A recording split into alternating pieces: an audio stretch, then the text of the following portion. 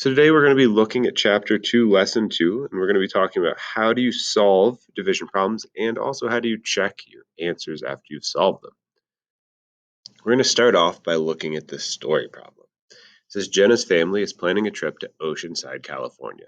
They will begin their trip in Scranton, Pennsylvania, and will travel 2,754 miles over 9 days. If the family travels an equal number of miles each day, how far will they travel each day?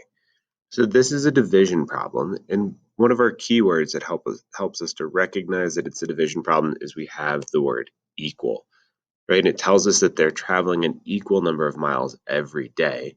So we're taking these 2,754 miles and we're splitting them up equally into 9 days. To begin this, what we need to think about is we need to think about where are we going to place the first digit in our answer. They've given us an estimate, right, of using a compatible number of 2,700 divided by 9. So I'm going to look here at this number at the front and ignore the zeros, and I'm just going to think to myself, how many times does 9 go into 27? Well, 9 times 3 is 27. And then if I take a look at the back end of this, I see that there are 2 zeros, so I need to add 2 zeros to the back of this 300, or this 3 to make it 300. And this lets me know that because the 3 ended up in the hundreds place, the first digit of my quotient is also going to end up in the hundreds place.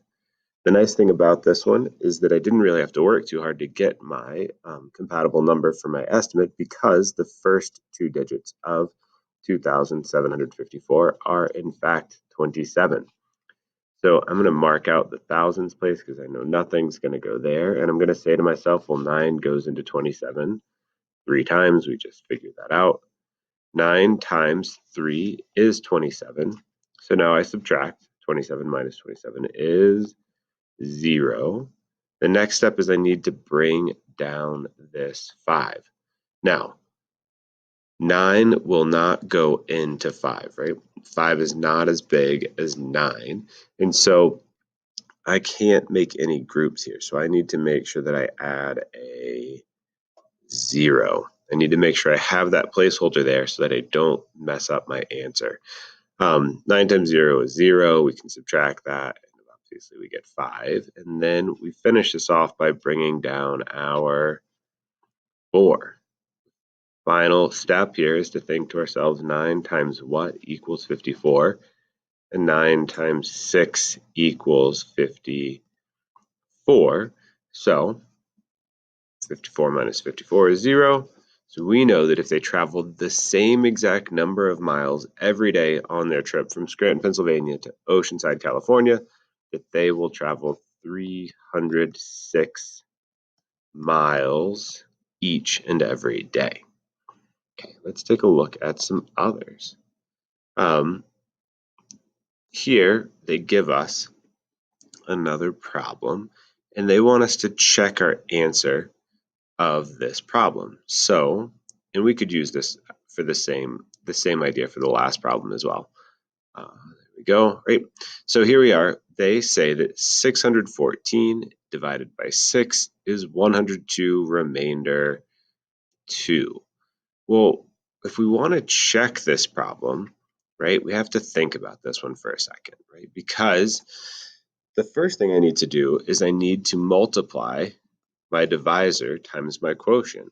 6 times 102. Well, 6 times 2 is 12. I carry the 1. 6 times 0 is 0, plus 1 is 1.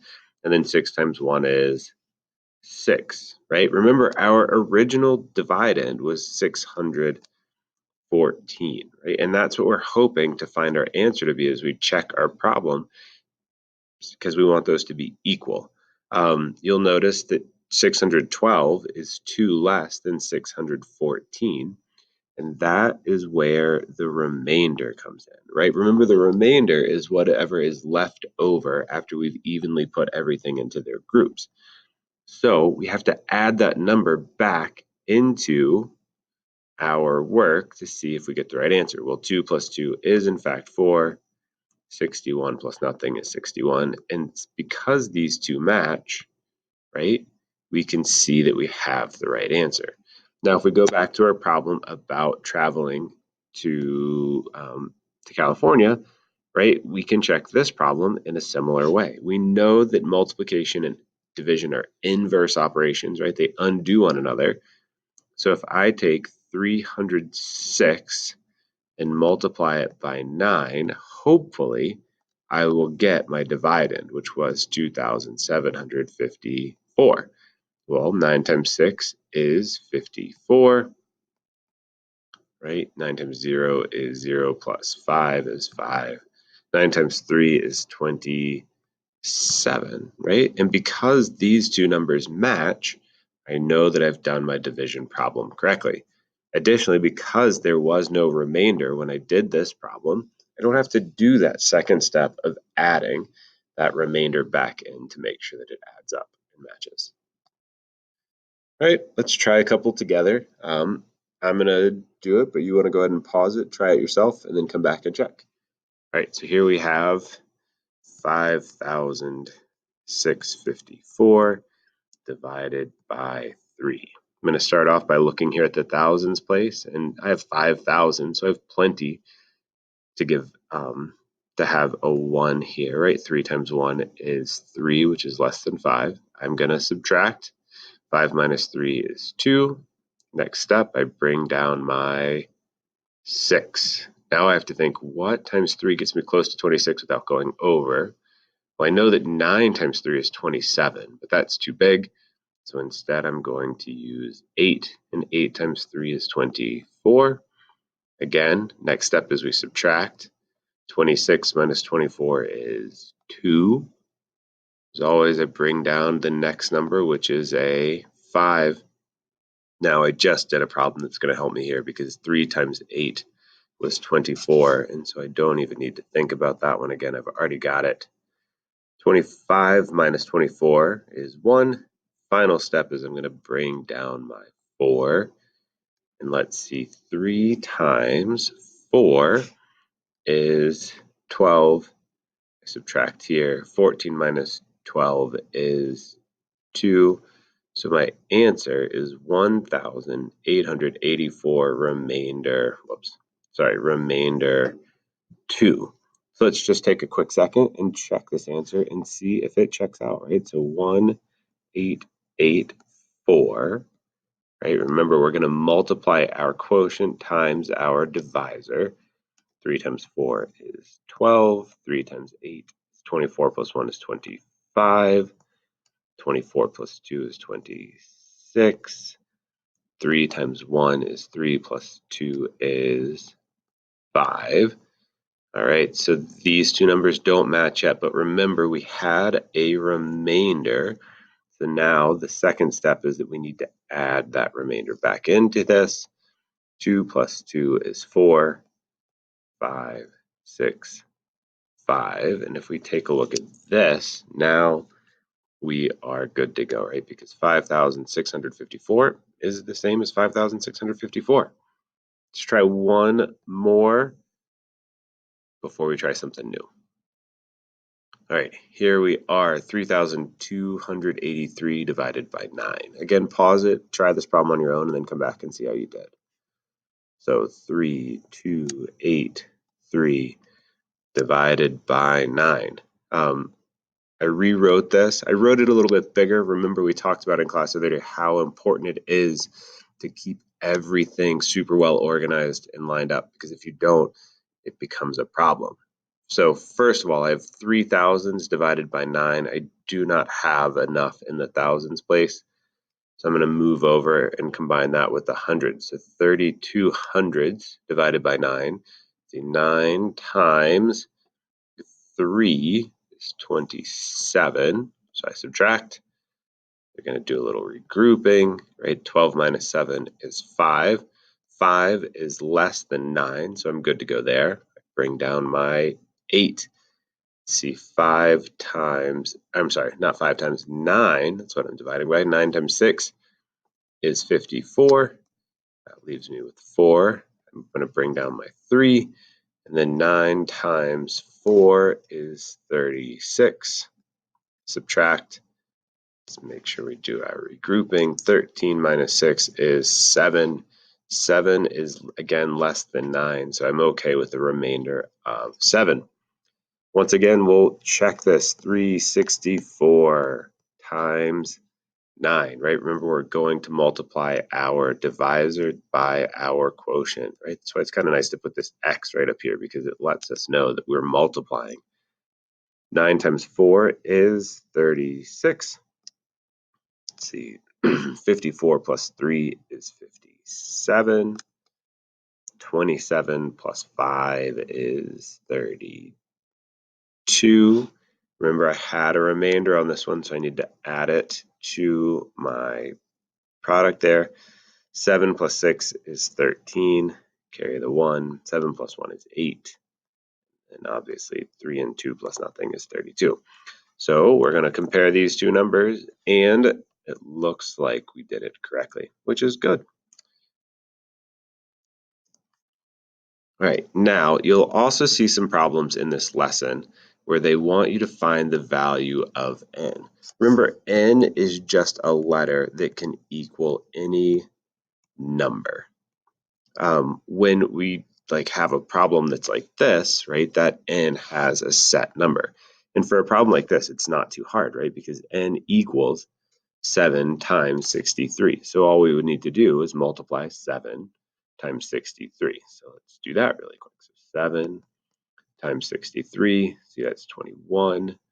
What is that? 42 plus 2 is 44, right? So n equals 441. So in this division problem, the divisor is 7.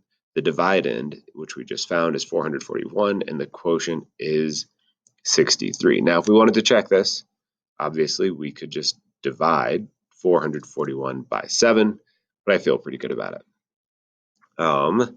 Looking at this one that's next door to it, here it says that 752 equals 6 times 125 plus n. Right? Well, hopefully you see that the first thing we're going to do is we're going to do this multiplication, and then we're going to add some number to find it, right? So this number that we add, that's going to be our remainder, right? If we take a look back at all of these problems we just looked at, right here, we added 7 at the end because that was our remainder. For this one, we added 2 at the end because that was our remainder. So that's what we're going to be doing here. Now, it's going to be a little bit trickier because we don't really know what to add there. So let's talk about how can we figure that out. So let's see, where can we do this so we have enough space? We'll just extend the page down. Right, so we have 6 times 125. So that's where we're going to start. We're going to take 125. We're going to multiply it by 6 because I want to do what I can to simplify this idea, right? So 752 equals 125 times 6 plus n. Right? Well, if I'm multiplying first, I can go ahead and do this and simplify the problem. Let's see, that's 30. That's 12 plus 3 is 15. 6 plus 1 is 7. So that means then that 750 plus n is going to equal 752. Well, how do you think we're going to figure this out, right? We just need to figure out what's n, right? Like, what's the difference between 752 and 750? Well, we're going to subtract those to find the difference. This one, obviously, we should be able to do in our heads and see, but we'll go ahead and write it down anyway. So 2 minus 0 is 2. 5 minus 5 is 0. 7 minus 7 is 0. So that means that n equals 2. So if we were to look back at that original problem, right, this one up here, hopefully we recognize that our remainder should be 2. Let's apply that idea to this problem right here. We're going to find the value, oh goodness, we're going to find the value of n, and then we're going to decide if it's the remainder, the dividend, the quotient. Well, first of all, we're adding it on the end. So I know that this is going to be the remainder. So I need to figure out 584 equals 7 times 84 plus n. Not 584, 589.